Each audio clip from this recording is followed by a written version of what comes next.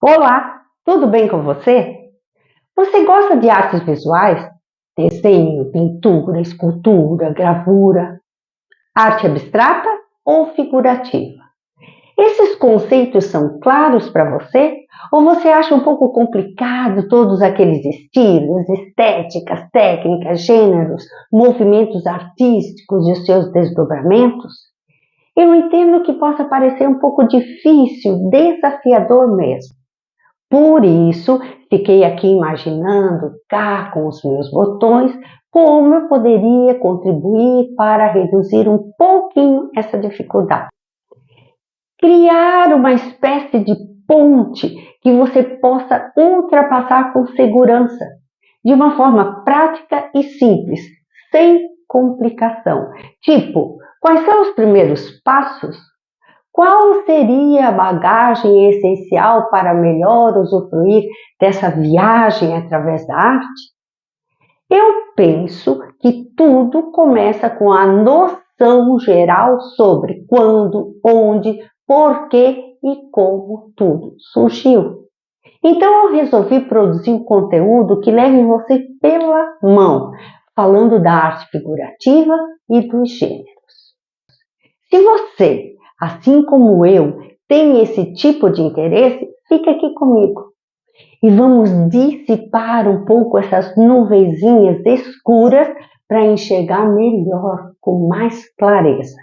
Eu vou lhe mostrar muitas obras de artistas bem interessantes. Meu nome é Marli Fronza, eu sou artista visual e arte educadora. Seja bem-vinda, seja bem-vindo aqui no canal Olho de Artista. Hoje vamos falar um pouco sobre a arte figurativa ou figurativismo, mas será um conteúdo dividido em 3 partes, por ser um pouquinho extenso, com muitas imagens e mesmo para não cansar, para que você possa digerir aos poucos, com calma. E a saber, nessa primeira parte, faremos uma introdução para entender a origem, as primeiras manifestações artísticas com exemplos. E na segunda parte, entenderemos as formas de arte figurativa e alguns dos gêneros, citando muitas obras e artistas que ilustram o conceito do figurativismo. Na terceira parte, finalizaremos com os gêneros restantes e mais imagens, obras e artistas. Eu sugiro que você veja nessa sequência para acompanhar a ordem, combinado? Antes, lembre-se de que a proposta aqui é alcançar você que gosta de artes e mais especificamente das artes visuais, mas por várias razões não teve muita oportunidade de se aproximar mais. Talvez também não entenda o sentido da arte para a humanidade e nem para você. Muitas pessoas, eu não sei se é o seu caso, mas você pode contar aí nos comentários, só tiveram algum contato com as artes visuais na escola. E depois isso foi se perdendo, ficando cada vez mais e mais distante. Você sabe que a nossa sociedade tende a estimular e valorizar muito mais as áreas do conhecimento relacionadas aos campos da lógica, da racionalidade, da linguagem, dos símbolos, e menos do campo da criatividade, da percepção, da intuição, da arte, né? Já observou isso? Então, com o tempo, vamos nos esquecendo de exercitar e estimular o lado direito do nosso cérebro. Vamos nos ajustando ao sistema vigente, seguindo a maioria e desenvolvendo muito mais o lado esquerdo, o lado da lógica e da razão. Por mais que se goste de arte, estudá-la mesmo assim formalmente exige muito tempo, investimento, determinação. É preciso ter parâmetros e fazer muitas pesquisas. Existem historiadores, críticos, estudiosos, especialistas para todas as áreas. É uma vida de estudo. Mas lógico que eu não estou propondo essa profundidade de estudo para você, e sim o suficiente para que você possa apreciar e usufruir da arte com mais segurança, confiança, com conhecimento de causa, para que a sua experiência seja mais intensa e possa trazer contribuições e promover transformações na sua vida. O nosso objetivo é desbloquear, ativar, amplificar e potencializar o nosso olho de artista, que todos temos. Aguçar nossa percepção e sensibilidade, ler através das camadas, num processo de observação, leitura, interpretação, gerando conhecimento e reflexões que nos possibilitem desenvolver o senso crítico sem perder a ternura. Ver a vida poética e criticamente também. É conhecer, aprender, expandir a consciência, degustando cada passo desse processo, com prazer, não com dor, com sofrimento. Para você ter uma ideia, para preparar esse conteúdo, reunir e checar todas as informações e imagens que eu estou lhe trazendo hoje, demandou muito tempo, semanas e semanas e semanas e semanas, além da vida dedicada à arte. E eu espero que você goste do resultado. Então vamos lá? O assunto é arte figurativa ou figurativismo, para que depois possamos entrar nos labirintos misteriosos do abstracionismo. Fica o convite. O primeiro passo é conhecer para entender. Eu só peço um pouquinho da sua paciência para a necessária introdução, certo? O que é, então, arte figurativa ou figurativismo? A palavra figura vem do latim, significa dar forma. Basicamente, é a arte que representa as coisas que existem, seja com desenho, com pintura, com gravura, com escultura, de todas as formas. E como? Usando linhas, cores, sons, gestos, com diferentes materiais, ferramentas, suportes e técnicas nas mais variadas manifestações artísticas, para criar formas, figuras, reproduzir, copiar, imitar, enfim, representar as coisas que existem como seres humanos, como animais, coisas da natureza, ou seja, coisas naturais e também coisas artificiais, que possam ser reconhecidas e identificadas como tal. O artista captura o que vê. Ele transfere para o suporte, desenhando, pintando, modelando, segundo a sua estética e poética, que tem uma relação direta com a época, com o meio em que o artista vive ou viveu, assim como também questões pessoais do artista. Por isso é tão importante contextualizar uma obra de arte. Saber quem fez, como fez, por que fez, onde, em que tempo, qual a situação sociopolítica, econômica, se em período de guerra, se em período de paz, são informações importantes.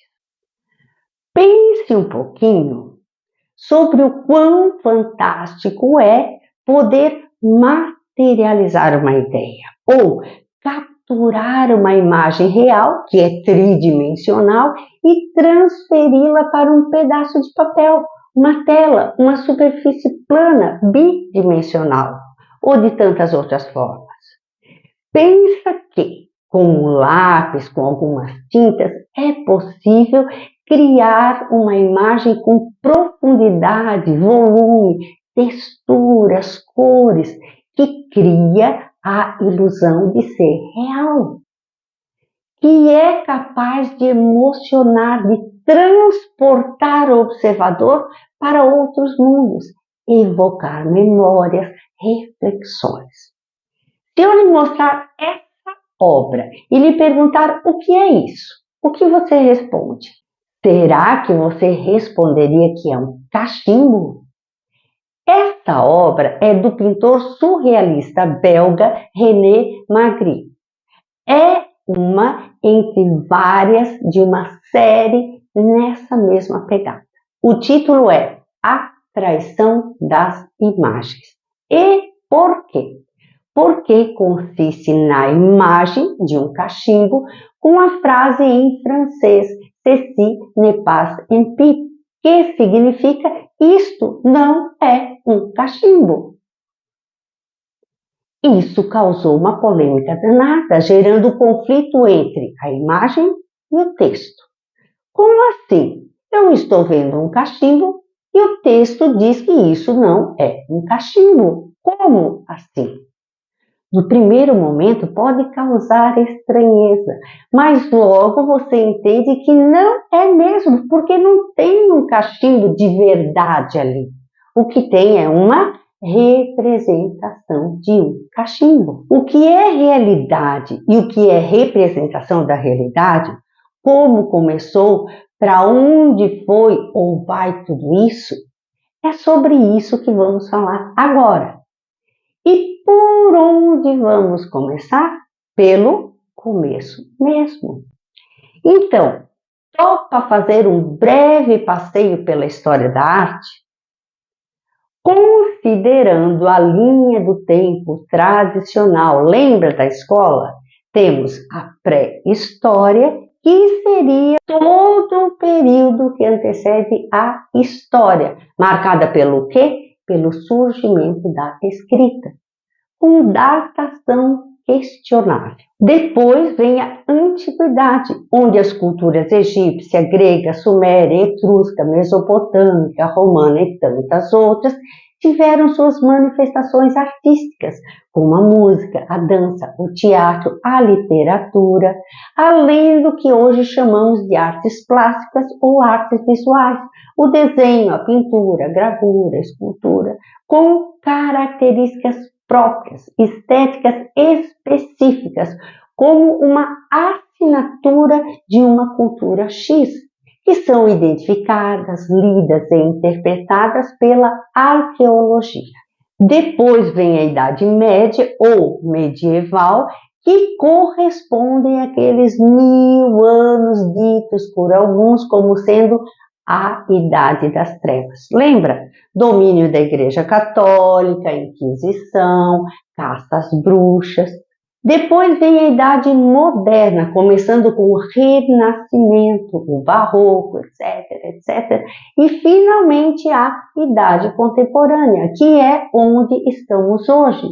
E um dia lá na frente pode mudar de nome, ou não. Quando um arqueólogo vê um artefato, ele geralmente consegue identificar a que cultura pertence, qual período, etc., observando as características.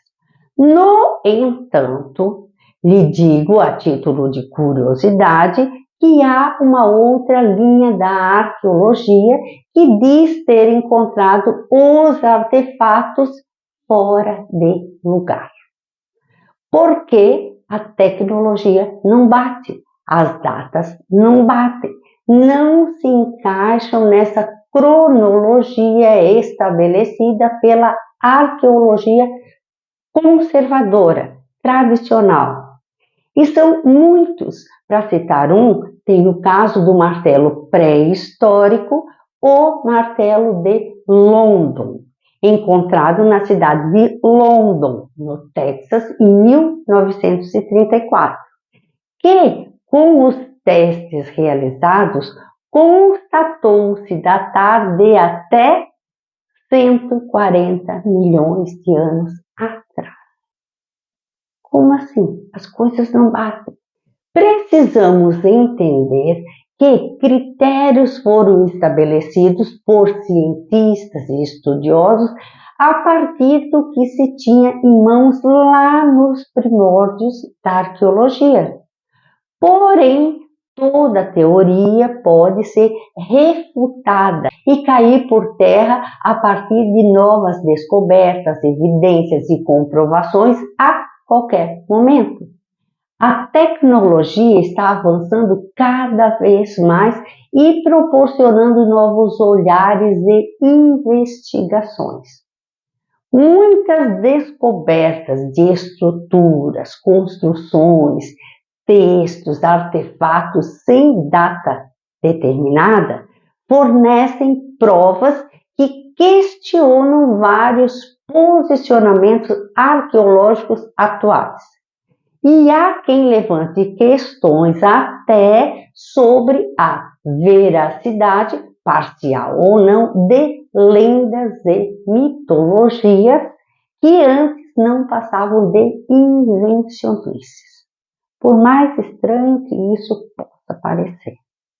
Poderemos então nos surpreender muito no futuro, descobrindo que tudo pode ter sido bem diferente do que pensamos hoje.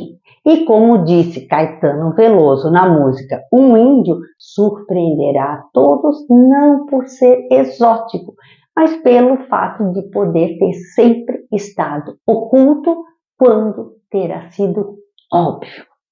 E assim ficamos nós, não com uma, mas com várias pulguinhas atrás da orelha. E por que eu disse tudo isso? Porque as primeiras manifestações artísticas remontam desse período dito pré-histórico, com os primeiros seres humanos a habitar o planeta, com o que se convencionou chamar de arte rupestre. E por que rupestre? Porque rupestre se refere à rocha, o que é constituído em rocha.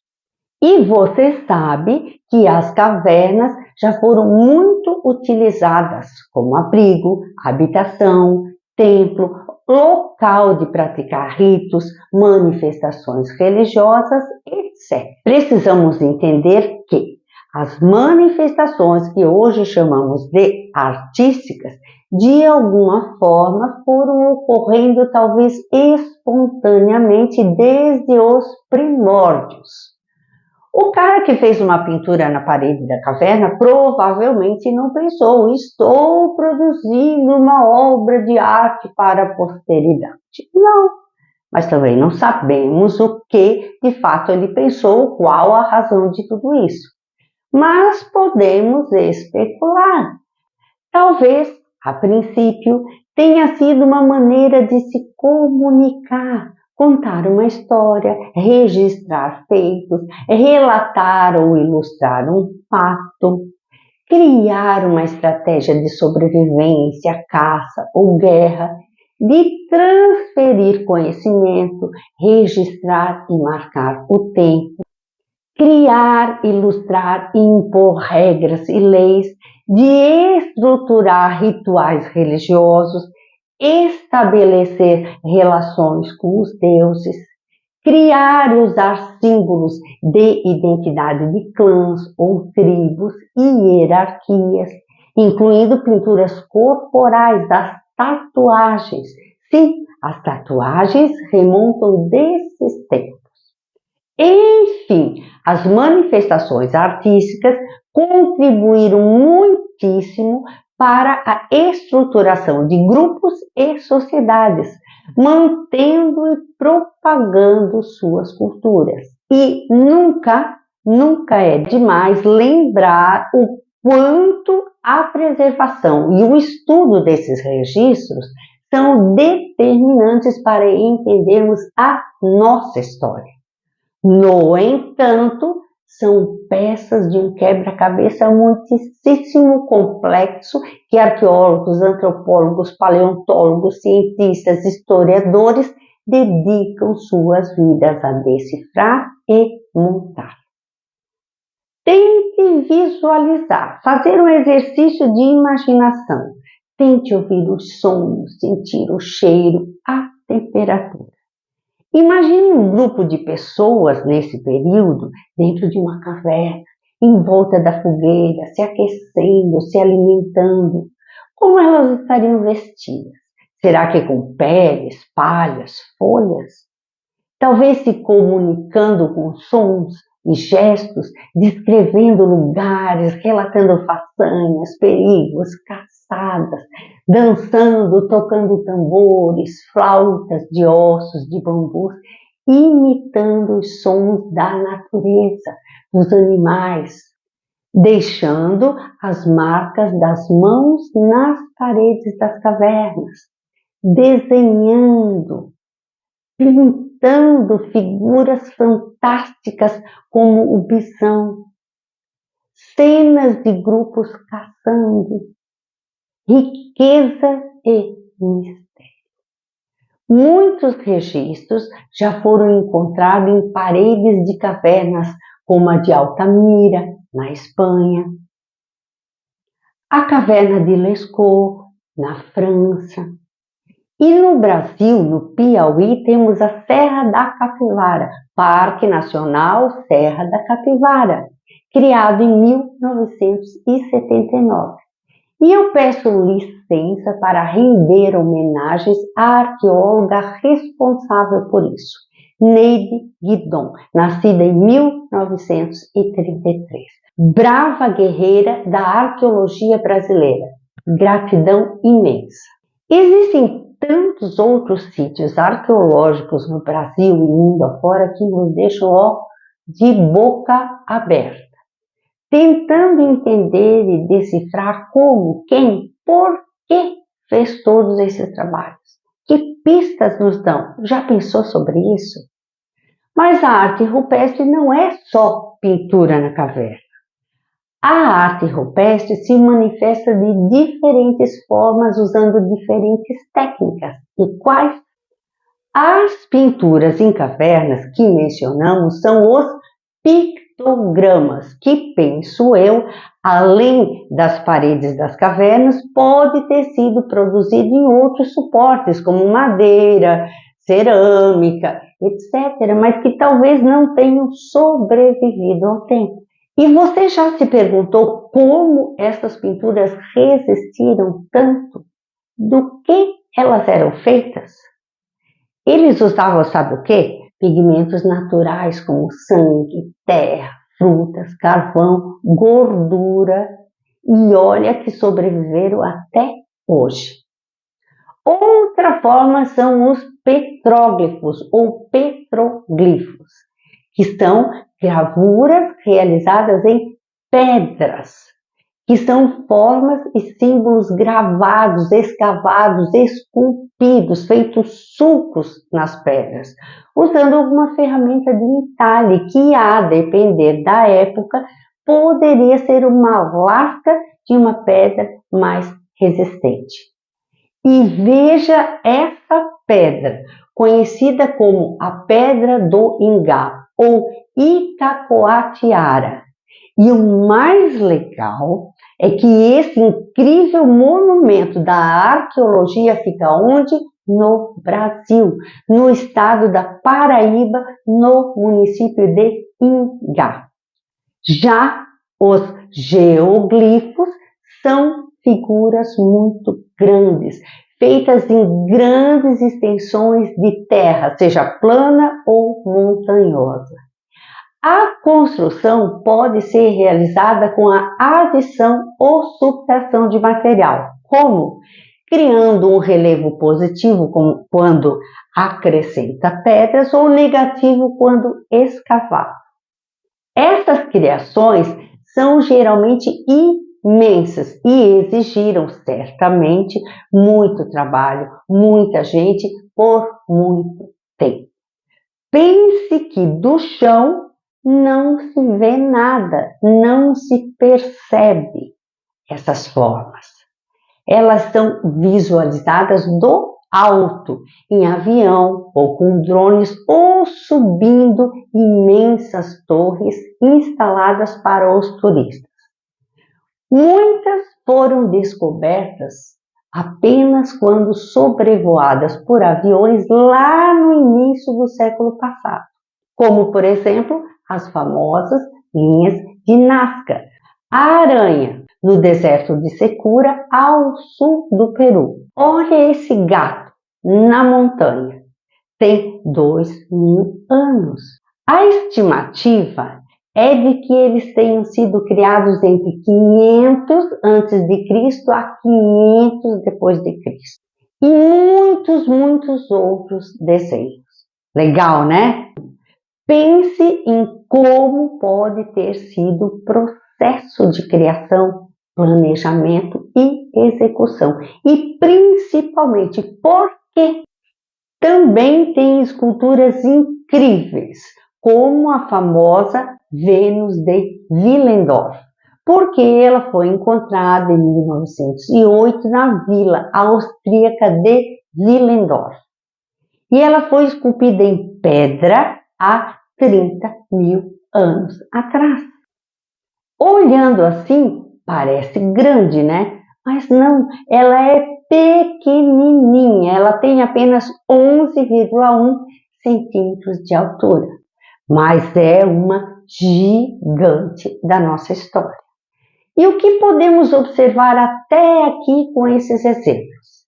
Que sempre existiu a necessidade de representar as coisas reais, mesmo que de forma mais estilizada, que seria assim uma maneira mais simplificada de representar as formas, como verificamos claramente nos desenhos de Nazca e de tantas outras civilizações do continente americano, as ditas pré-colombianas, os maias, os incas, os astecas e tantos outros anteriores, estendendo também para a arte indígena ou dos povos originários, mesmo em diferentes locais e períodos, porque ocorreram muitas similaridades no referente às formas, ideias e conceitos.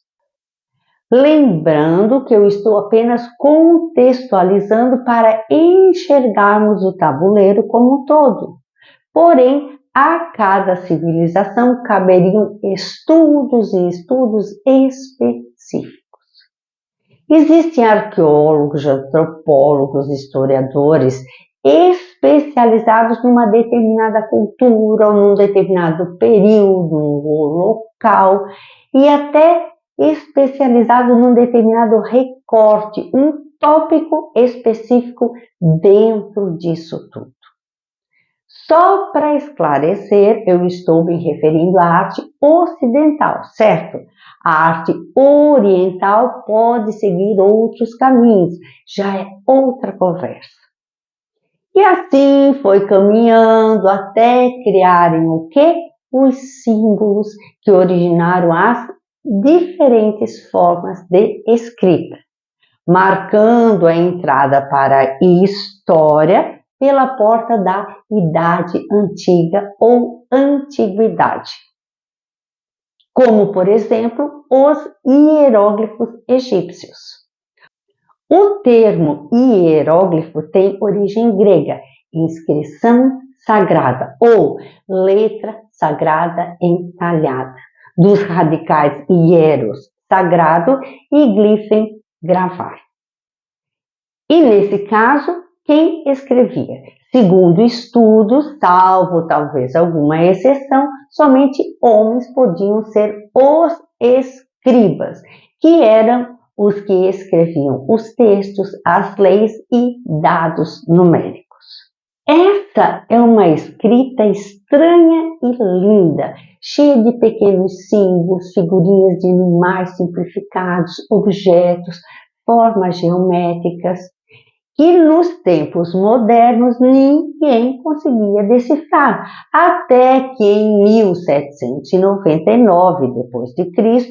foi encontrada a Pedra de Roseta, que levou quase 20 anos para ser totalmente decifrada, em 1822 pelo egiptólogo Jean-François Champollion. Foi uma gigantesca contribuição para a egiptologia. Mas focando nas artes visuais, vamos observar que ao longo dos tempos, a intenção era representar a realidade, as coisas que existem, como os personagens ilustres, os faraós, os reis, os papas, os burgueses, pessoas comuns, elementos naturais, objetos, deuses, mitos, a religião, os costumes, etc, etc.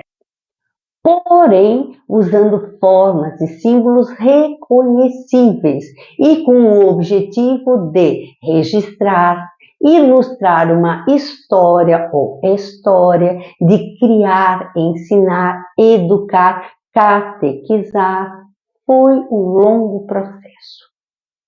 Vou apresentar para você alguns exemplos da arte e cultura egípcia como referência. Olha só que maravilha! Essa pintura está no túmulo de Nebamu, no Egito, que representa a música e a dança. Ou seja, graças a essas obras, podemos conhecer um pouco dessa cultura. Podemos saber que eles dançavam, eles tocavam instrumentos musicais. E essa, no mesmo túmulo, mostra o faraó caçando e podemos ver as vestes, a arma, os animais, os hieróglifos e tantas outras informações. Outra escultura de um escriba sentado, e existem vários, sempre assim, sentados nessa postura de trabalho, semi-vestidos.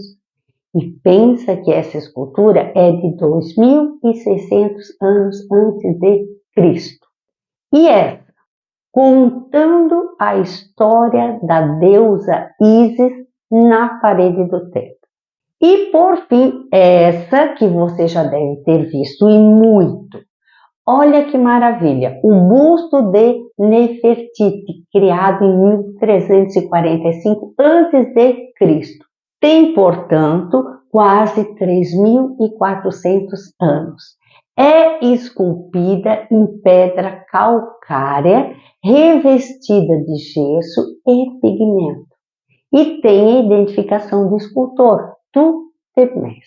Veja que linda a postura, a altivez de rainha, o colar que ela usa, a coroa azul na cabeça, que é o que a identifica como rainha, onde havia uma serpente que simbolizava a proteção e foi danificada, assim como as orelhas. Mas quem foi Nefertiti? Foi uma rainha da 18ª dinastia do Egito Antigo.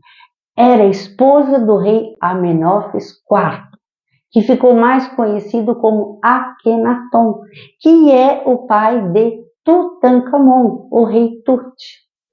A existência e ações desses personagens é cercada por muito mistério ainda a decifrar.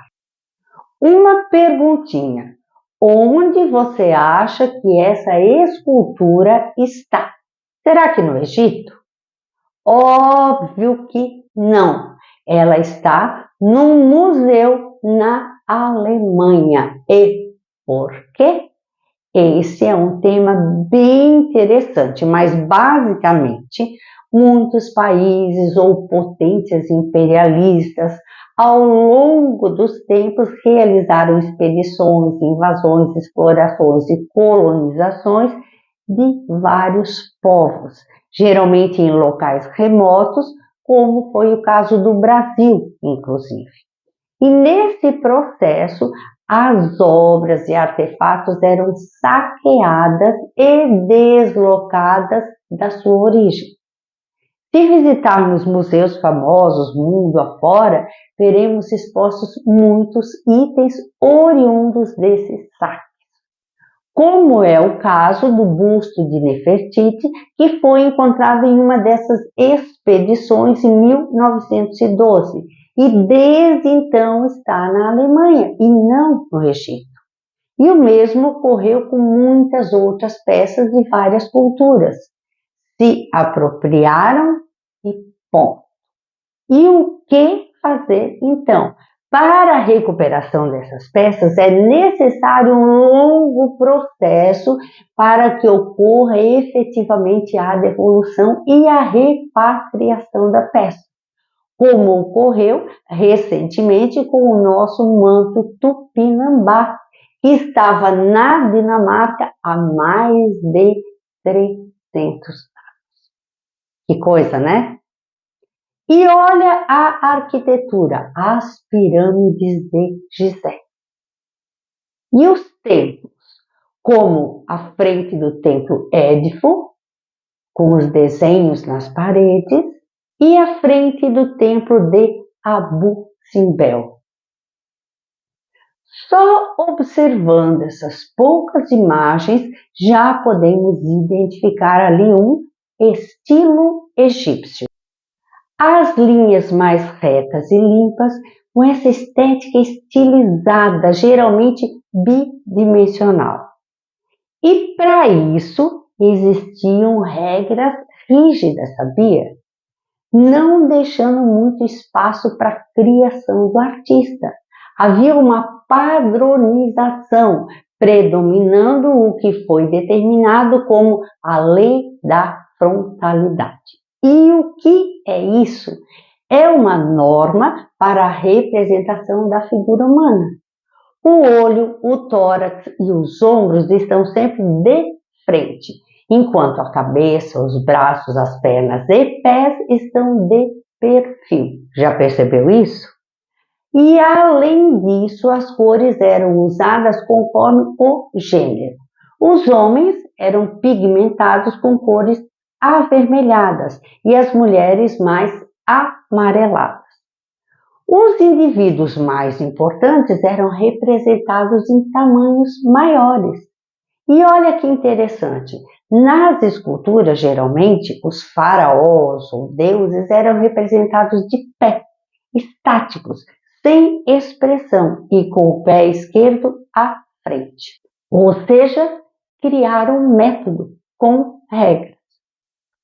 Então, desde a pré-história, a antiguidade, a Idade Média, até a modernidade, até o surgimento da fotografia, talvez a função principal do artista fosse registrar, representar as coisas reais, conhecidas, seja em situações reais ou fictícias, de forma que pudessem ser reconhecidas por quem visse.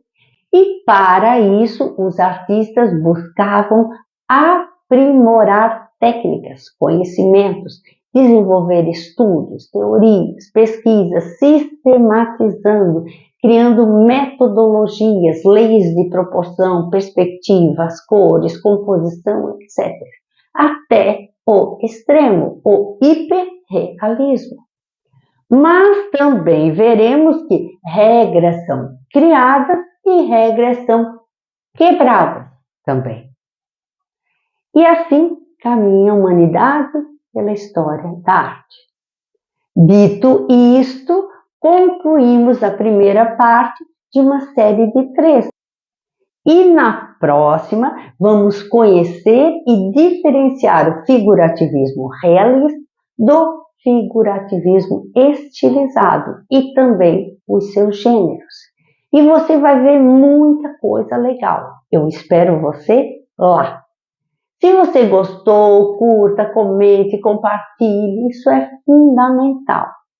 Eu agradeço muitíssimo a sua luxuosa companhia, um grande abraço e até a próxima.